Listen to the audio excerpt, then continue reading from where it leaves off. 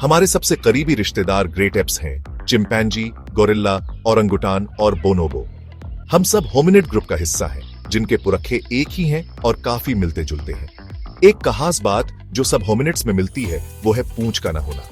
हम सब दो पैरों पर चल सकते हैं, जिसे बाइपेडलिज्म कहते हैं। दिलचस्प बात यह है कि हमारे blood group A, B, AB, O, RH factor के साथ ये सब ग्रेट एप्स में भी पाए जाते हैं। ये समानताएं कोई इत्तेफाक नहीं है, ये हमारे साझे पुरखों और हमारे विकास के सफर का बड़ा सबूत है। इन समानताओं को पा कर वैज्ञानिक समझते हैं कि इंसान कैसे विकसित हुए और क्या चीज हमें खास बनाती है। ग्रेट एप्स से हमारा रिश्ता सिर्फ शारीरिक समानताओं तक सीमित नहीं है। हम जटिल भावनाएं, सामाजिक व्यवहार और यहाँ तक कि समस्याओं को सुलझाने की क्षमता भी शेयर करते हैं। इन रिश्तों को समझने से हमें धरती पर जीवन की विविधता और उसमें अपनी जगह की कद्र करने में मदद मिलती है। अपने विकास के सफर को समझने के लिए हमें धरती पर जीवन को वर्गीकृत करने वाले अलग अलग वैज्ञानिक वर्गीकरणों को जानना होगा। ये वर्गीकरण पेड़ की शाखाओं जैसे हैं, जिनमें बड़ी श्रेणियों में छोटी, ज्यादा विशिष्ट श्रेणियां शामिल हैं। हमारी चर्चा से जुड़ी सबसे बड़ी श्रेणी प्राइमेट्स है। प्राइमेट्स में जानवरों का एक विविध समूह शामिल है, जिसमें टार्सियर और लीमर शामिल है। प्राइमेट्स के अंदर हमें एंथ्रोपॉइड्स मिलते हैं, जिनमें बंदर और एप्स शामिल हैं। आगे संकुचित करते हुए हमारे पास होमिनॉइड्स हैं, जिसमें सभी एप्स शामिल हैं, जिनमें ग्रेट एप्स और इंसान शामिल हैं। अंत में होमिनिड्स श्रेणी में विशेष रूप से ग्रेट एप्स और इंसान शामिल हैं, जो हमारे करीबी विकासवादी रिश्ते को दर्शाता है। इनमें से प्रत्येक श्रेणी हमारे विकासवादी इतिहास के एक अलग चरण का प्रतिनिधित्व करती है। इन वर्गीकरणों को समझकर हम समय के साथ अपने वंश का पता लगा सकते हैं और सभी जीवित चीजों की परस्पर जुड़ाव की सराहना कर सकते हैं। एक पेड़ की कल्पना करो। यह पेड़ कोई साधारण पेड़ नहीं है। यह धरती पर जीवन के विकास के सफर का एक दृश्य प्रतिनिधित्व है। यह विकास का पेड़ है, एक शक्तिशाली उपकरण जो हमें विभिन्न प्रजातियों, जिनमें हमारी अपनी भी शामिल है, के बीच संबंधों को समझने में मदद करता है। शाखाओं के सिरों पर आज जीवित प्रजातियां हैं। जैसे जैसे हम शाखाओं का अनुसरण करते हुए तने की ओर वापस जाते हैं, हम उन बिंदुओं पर पहुंचते हैं जहां शाखाएं मिलती हैं। ये बिंदु सामान्य पूर्वजों का प्रतिनिधित्व करते हैं, प्रजातियां जिनसे लाखों वर्षों में कई वंश अलग हो गए। जितना नीचे हम पेड़ पर जाते हैं, उतना ही पीछे हम समय में यात्रा करते हैं, पूर्वजों का सामना करते हैं, जो प्रजातियों की एक विस्तृत श्रृंखला द्वारा साझा किए जाते हैं। विकास का पेड़ एक सीधी रेखा नहीं है। यह शाखाओं, विचलन और अभिसरण का एक जटिल जाल है।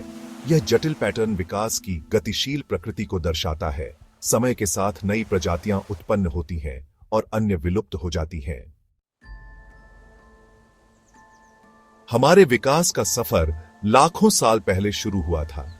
जीवाश्मों और आनुवंशिक आंकड़ों का अध्ययन करके वैज्ञानिकों ने मानव विकास की एक समय रेखा तैयार की है, जो प्राइमेट पूर्वजों से आधुनिक मानव में हमारे परिवर्तन के प्रमुख मील के पत्थर को चिह्नित करती है।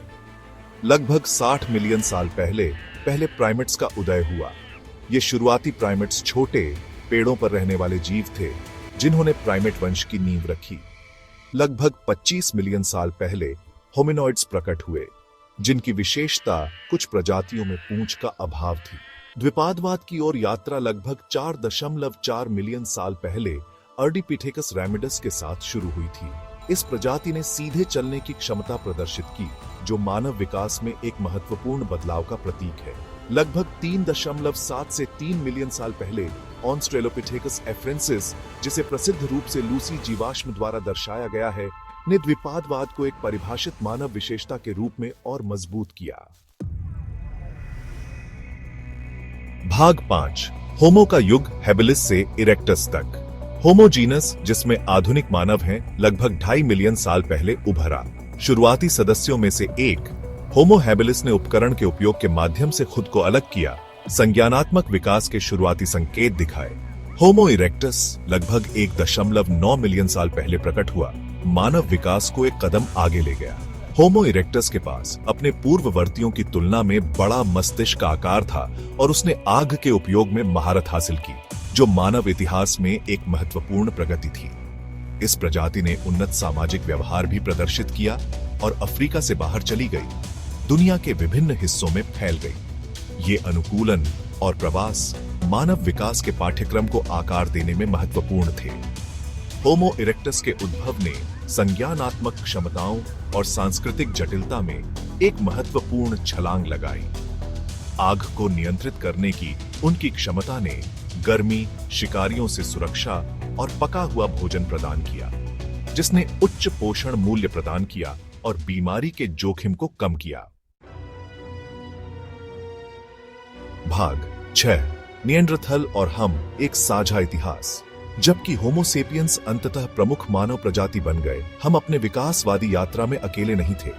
अन्य होमो प्रजातियां जैसे निएंडरथल हमारे पूर्वजों के साथ सह अस्तित्व में थीं, हमारे जीन और हमारे इतिहास पर अपनी छाप छोड़ी। निएंडरथल कुशल शिकारी और उपकरण निर्माता थे जो ठंडे वातावरण के अनुकूल थे। उनके पास एक जटिल सामाजिक संरचना थी और यहां तक कि प्रतीकात्मक व्यवहार में भी लगे हुए थे। गुफा चित्रों और आभूषणों के उपयोग से इसका प्रमाण मिलता है। दिलचस्प बात यह है कि आनुवंशिक अध्ययनों से पता चला है कि होमोसेपियंस और निएंडरथल ने आपस में प्रजनन किया। इस अंतः प्रजनन ने हमारे डीएनए में एक स्थायी विरासत छोड़ी है, जिसमें यूरोपीय और एशियाई मूल के आधुनिक मानव निएंडरथल जीन के निशान तासी और लाए। यह आनुवंशिक आदान प्रदान मानव विकास की परस्पर जुड़ाव और विभिन्न मानव प्रजातियों के बीच जटिल संबंधों पर प्रकाश डालता है। भाग 7, विकास के हस्ताक्षर, इंसानों में हालिया अनुकूलन। मानव विकास अतीत की बात नहीं है, यह एक सतत प्रक्रिया है। आज भी मनुष्य अपने पर्यावरण और जीवन शैली के अनुकूल ढल रहा है। हाल के विकासवादी परिवर्तन हमारे जीव बायोलॉजी में स्पष्ट हैं। एक उल्लेखनीय उदाहरण लैक्टोज सहिष्णुता है।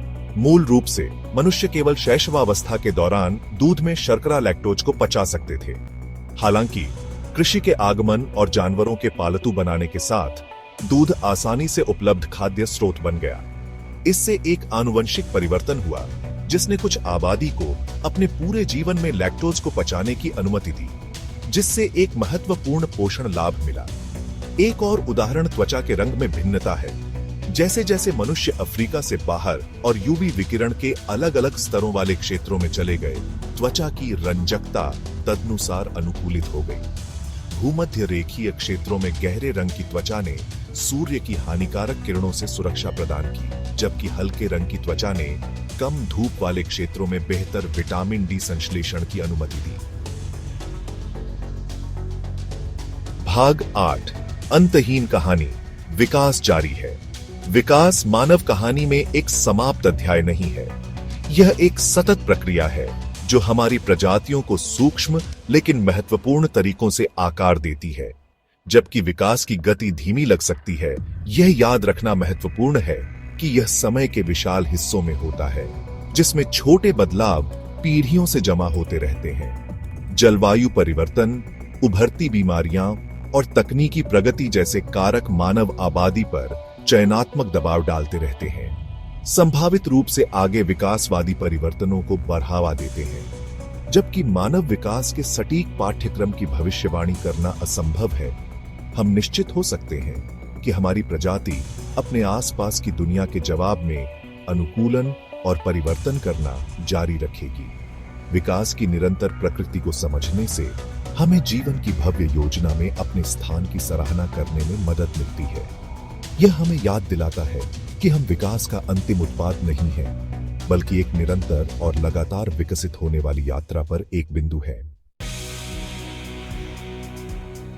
भाग 9, निष्कर्ष, भव्य योजना में हमारा स्थान। मानव विकास की कहानी अनुकूलन, अस्तित्व और परस्पर जुड़ाव की एक मनोरम कहानी है।